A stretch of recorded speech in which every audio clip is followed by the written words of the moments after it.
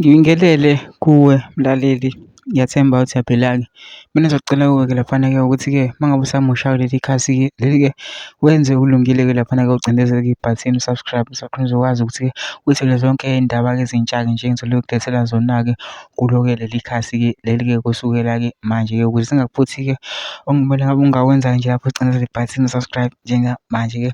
Udaba engilethe lona namhlanje ithi-ke owe-ANC naye laphana-ke usephendulile-ke laphana-ke ephendula-ke laba abagxeka-ke i-ANC ngokusebenza-ke ne-DA laphana-ke. Ubhalile-ke lapha ukuthi kuthiwa wabhala-ke iposti-ke. Le posti-ke uma ngikufundela ngizokufundela yona yonke-ke ifundeka kanje. Voted with the IFP and DA in all hung municipalities in 2016, resulting in the DA occupying mayoral positions in critical metro municipalities. Just now, on Friday, the EFF voted with the DA in the Northern Cape Provincial Legislature for a DA Speaker and DA Premier candidate, while at the same time as the National Assembly condemning the GNU initiative that includes the DA.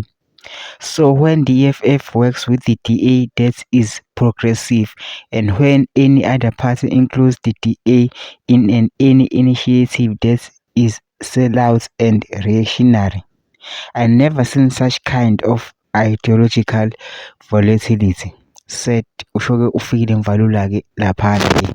Mina ngicela kuwe laphana ukuthi ungene kuma-comment section-ke ufishe umbono wakho-ke ngaso-ke le statement-ke ukuthi wena-ke ubona kanjani-ke. Ufikile Mbalula-ke laphana ukuthi i-EFF-ke laphana-ke kuyasebenza-ke ne-DA-ke abantu-ke bashaya izandla-ke bathi hhayi inqubekela ngoba nje kwenziwa-ke inqubekela phambili, kodwa mase kuyenye-ke i-political party-ke laphana esebenza ne-DA vele kuthiwe-ke laphana-ke sekuyathengiswa-ke laphana-ke kusho ufikile Mbalula ngathi ayemphathi kahle-ke lokho kusho. Ngicela kuwe lapha singene kuma-comment section-ke ufushe umbono wakho-ke ngalo-ke lolu daba-ke lolu.